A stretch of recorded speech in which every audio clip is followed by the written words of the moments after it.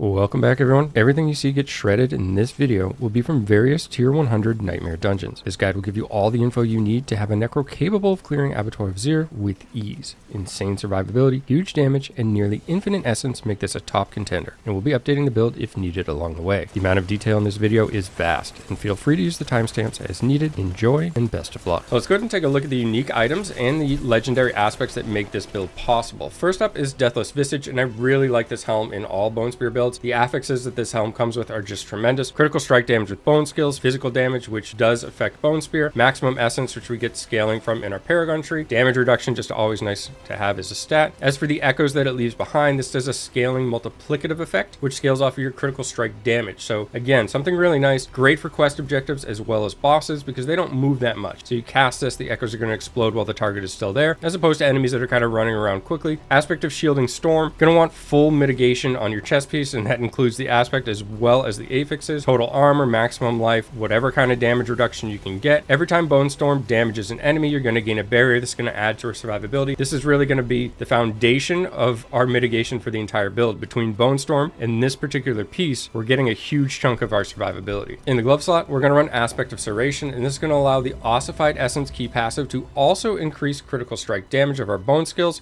So we're just trying to kind of boost the critical strike damage we can do. Like I said, we're going to do this in many different ways throughout various factors like skill tree, Paragon tree, the aspect here. We're going to boost critical strike chance, we're going to boost critical strike damage, and we're going to make enemies vulnerable, and then we're going to make sure that we're surviving. That's all we're really doing with this particular build. As for the glove affixes yourself, additional ranks of Bone Spear. The lucky hit chance to restore primary resource is absolutely huge. Keep an eye out for that. Try to roll that on them if possible. Then you'll want critical strike chance. Final slot's a little bit more flexible. Ideally, you get something like lucky hit. This was the best I could do with this particular piece. In the pants, we'll run Tibalt's Will. This has kind of become a staple. I just absolutely love this piece for endgame builds. You can pair this with Metamorphosis. That allows you to evade, gain Unstoppable, then take advantage of the huge multiplicative damage boost that this provides. As for the affixes this provides, we're going to get bonus to damage. It's not a multiplicative effect here, and I'm talking about the particular line slot, not the aspect portion. Potion capacity, we could kind of care less about. Maximum resource is good for our build, and damage reduction from close enemies is also decent for this build as well. So overall, just a great piece, but the primary reason we're running this is for that multiplicative effect when we become unstoppable. The only form of unstoppable we have in this build is the evade, because we paired that with Metamorphosis. So take advantage of that evade as often as possible, whether it's to survive or just to get damage boost. Keep your character moving. The faster you clear mobs, the better off you'll be, and the more you'll actually survive with this build. For the boot slot, you can go with Flicker Step. I don't find as much value with Flicker Step in this particular setup than I do in other Bone Spear setups. So I do like Ghostwalker aspect. While you're unstoppable, which is going to be every time we're evading, this is going to give you additional movement speed. This is going to pair really well with a Ravenous Vampiric Power, and we'll talk about that more when we get there. But essentially, we're just trying to boost our movement speed as high as possible to boost our attack speed or increase our attack speed when that's active. That's going to allow us to fire off additional Bone Spears, deal more damage, and actually keep our essence fairly high. As for affixes on the boots, I would recommend plus to all stats, movement speed, ranks to corpse tendrils. As for the fourth line, it's actually somewhat flexible. You can go with your preferred choice. I like to go with additional movement speed after killing elite. This is really just to help farm Glyph experience. If there aren't a lot of elites in the content that you primarily do, you could certainly swap this out. You do not need plus resist in this particular slot. You can see here, just from baseline with the setup we're using, we're going to have capped resistances in 3 of them and nearly capped in the remaining 2. You could run 1 diamond in your jewelry. However, I don't mind being shy of the cap, and this will actually scale as we continue to push our final Glyph up. And we'll see that when we get to the Paragon tree. But having the 3 skulls here is really going to help our armor value when we're dealing with mobs that are higher level than you. You can see we are in fact capped for mobs of equal level, but everything over 100 is going to require a higher value, so it's nice to have the additional armor to increase our survivability here. And not a single one of these pieces, and you can keep track as we go through, but not a single one of these has any plus to resist for any particular resist value. So you're going to get to these values as well just by using the same setup that we're going to talk about in this guide. In the weapon slot, we're running Black River, and this is quickly becoming the preferred weapon by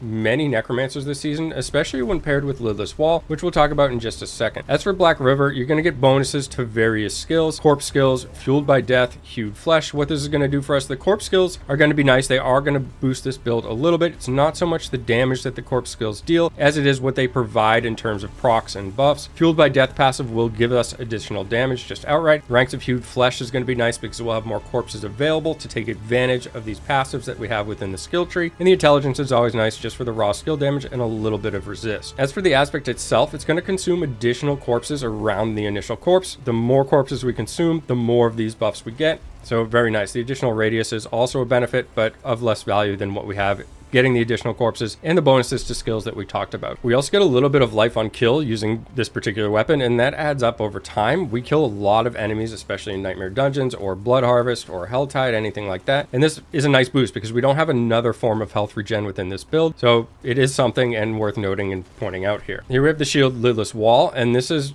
just absolutely amazing for this particular build. In fact, I would go with a completely different version, which I'll leave as a link in the description as well. If you don't have Lidless Wall, there's a different version that I would recommend. I'll cover all that in detail as well in that guide. So as you're building up to this or farming for this particular item, you'll want to go with that setup. But this item here is going to increase your attack speed, more lucky hit to restore resource, maximum life, maximum essence. All this stuff is very good for the build. The lucky hit aspect portion of this build, while you have an active Bone Storm, hitting an enemy outside of a Bone Storm has an additional chance to spawn another Bone Storm at their location. Each of your active sacrifice bonuses increases the chance by 25%, and the total additional Bone Storms you can have by +1. We're going to be sacrificing all of our minions, so that bonus is going to be large. This is probably the worst rolled Lidless Wall I've ever seen because it has the minimum attack speed, the minimum life, the minimum maximum essence, and the minimum roll for that percentage to spawn an additional Bone Storm. So all the gameplay you're seeing is being done with this Lidless Wall, and the build only gets better with a better rolled one because this is the most crucial piece to this particular build. Everything else you can kind of get by with. Having Bone Storm active in this build is just enormous. In fact, you might not even want to engage certain packs until that cooldown has come up. Now, we do have ways of making this cooldown be more readily available and reducing it so that we can keep it more active, but there is going to be a little bit of a gap at times in which you need this to refresh. And I'll try to mix in some gameplay here where you can see if you go in without it, you can get easily killed. And if you have it, you're pretty much unkillable. So the whole foundation of this build and the stats that we're stacking rely on Bone Storm being active. So keep that in mind. You're virtually nothing or useless without your Bone Storm. So you're going to want that cooldown whenever possible, going up against a boss, going up multiple elites. Make sure that's active. If not, just take a few seconds because it should be a relatively short cooldown given everything else that we're speccing into before that's available. Splintering aspect, and this is just because we can't get it on our weapon here, so we've put this onto the amulet. Now, this is not a perfectly rolled amulet by any means. It's got total armor, which again, I really like that stat. Damage reduction, I like that stat. Cooldown reduction, also like that stat. All go for this build, but I'm stuck with 3 ranks of compound fracture, which is not really the ideal passive for this particular build, but there's a bunch of passives here that you could benefit from. Evulsion, you could also benefit from Fueled by Death. So what I'm trying to show here is that it's pretty flexible in what you can get for that bonus ranks, but you do want bonus ranks of something, and then I would go with your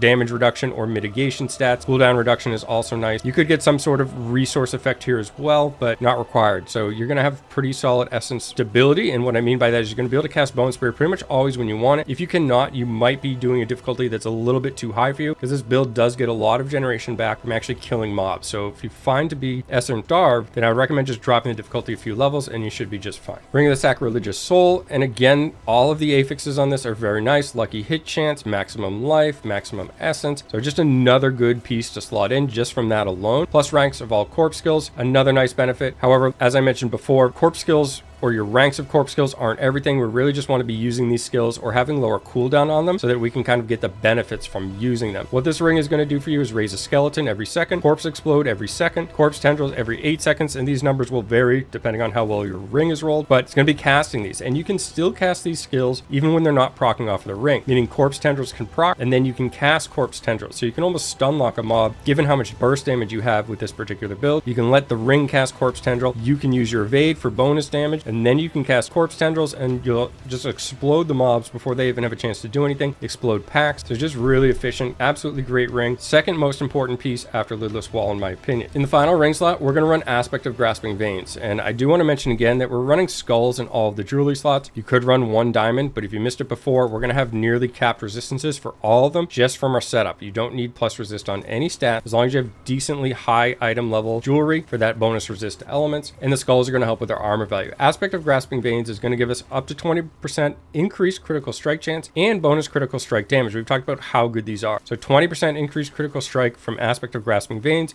which does proc off of the Ring of Sacrilegious Soul, meaning we can get 20% there, 20% from Bone Storm being active, all the stacked critical strike damage, the mob's vulnerable. This is how we're going to kill them. Just as the chest piece was really our sole source of staying alive for mitigation, Aspect of Shielding Storm, along with these tanky mitigation affixes, a couple on this neck piece as well. This ring is really going to be just a solid damage source. We're kind of trying to time all of our buffs at the same time, get everything up, nuke things down, move to the next pack, and do it again. In the Book of the Dead, we're going to sacrifice all of our minions. The one that you may not be able to see is the Iron Golem. Hopefully that's legible. If not, I'll edit it so that you can see that as well. For Vampiric Powers, we're going to start with Metamorphosis. This is going to give us our Unstoppable. Absolutely huge. Not only is this going to keep us alive, but it's an enormous source of damage, provided we have Tibalt's Will equipped as well. Prey on the Weak, increased damage to vulnerable enemies. Pretty much everything we attack is going to be vulnerable. Is it possible to use Godslayer Crown in the helm slot with Domination somewhere in this build? Possibly. I did try it. Didn't have much success. If you found a way that it works, please share it in the comments so that others may benefit, and I can give it a try myself, as well as make a video if you do find that out to be possible. We're going to run Ravenous as well, and this is going to give us a lucky hit with up to a 20% chance to increase our attack speed by 40% of our total movement speed. This is why we're stacking movement speed so much in this build. Lasts for 6 seconds, which is a really long duration, have that much attack speed with a build that does this much damage. So very, very nice. I would not swap this out for anything. I have previously not used this in Bone Spear build because I didn't find it as valuable, but in this particular setup, you absolutely want this. Sanguine Brace, pretty much a staple for the majority of builds out there, or at least all the Bone Spear builds that I've messed around with. Going to gain Fortify when you kill enemies. We'll be killing things very often. We're going to have a lot of Fortify, and that will give us additional critical hit chance, which again, make enemies vulnerable. Stack your critical hit chance, stack your critical strike damage, keep Bone Storm up. That's all we need to do with this build. Anticipation is going to reduce the cooldown of our ultimate, Bone Storm, allowing us to have a higher uptime. Don't care so much about the additional damage it does for each nearby enemy, but it's better than nothing. As we take a look at the skill tree, we're going to make some choices here that are beneficial to our character, and sometimes it's actually just a process of elimination. And what I mean by that is in this particular build, something like Bone Splinters and taking the second tier of this, well, we're not going to be casting Bone Splinters when we have more than 50 essence. So it kind of rules this ability out. Hemorrhage,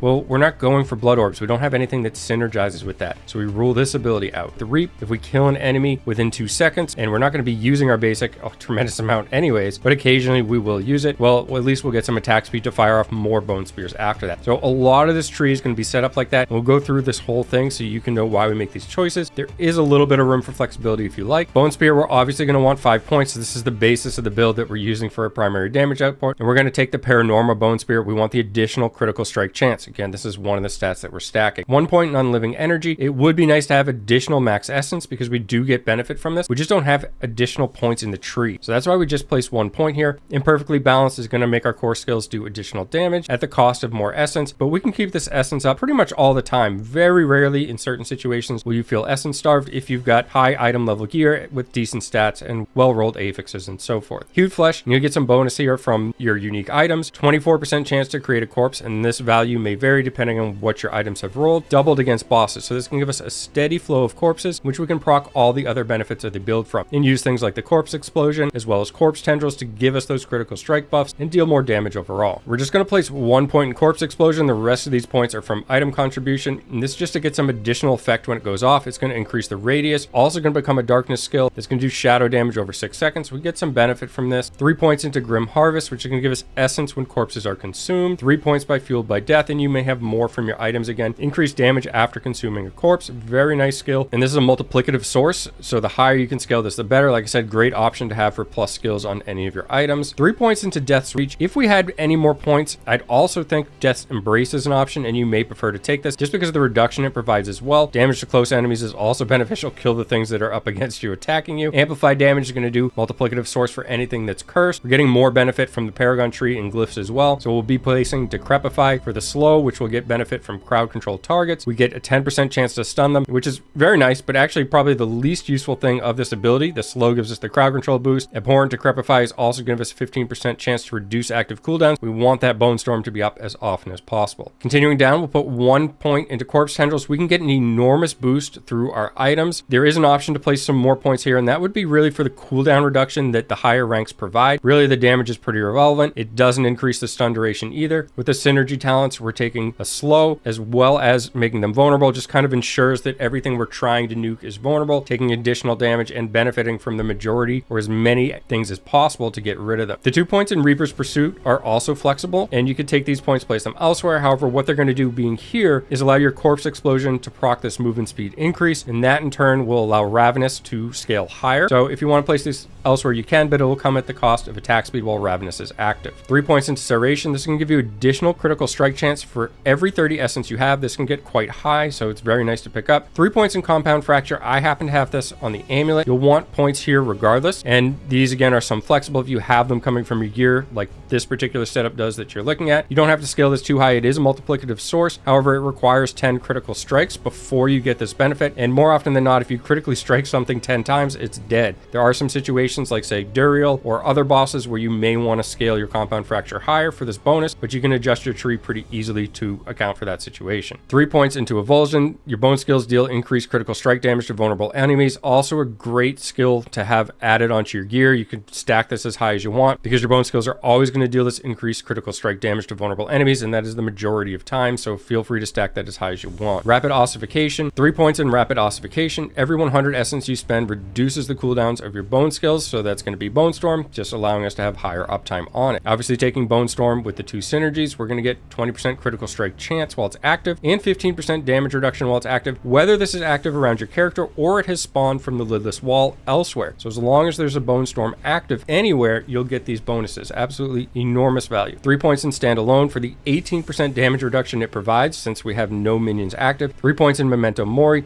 Sacrificing skeleton warriors and mages increase their sacrifice bonuses by 60%. These are also interchangeable if you want to place them in any of those other skills we mentioned. I happen to like them here for the bonuses they provide. Ossified Essence. Our bone skills are going to deal increased damage for each point of essence we have above 50. Also, we're using an aspect to alter this as well to give us additional critical strike damage. So this is obviously going to be the choice we take. The Paragon tree is always much easier for the majority of people to digest just by using the D4 builds link, but I do want to mention one thing, and that is around the nodes here with the Glyph socket Amplify, as well as the Glyph socket over here where you're using Corporal, and you can move these points around based on your character and the level of your glyphs. If you need to remove some, like say this node here, or potentially even this one if you had it active, and place additional points for the resist to all elements, that will scale with your Amplify glyph and help you cap out when you're lower levels. As you level that Amplify glyph up, you'll need less points there. You can shuffle them around. If your jewelry is higher level, you may be able to remove this as well and take some benefit here from the damage to injured enemies, which will also then benefit from the glyph over here. So I hope this build works for you. I've had nothing but absolutely tremendous success with this. Abattoir of Zir should be absolutely no problem with this particular build, and if we do happen to have any issues, we'll tweak the build and continue to climb. As always, thanks for taking the time to watch, and have a great day.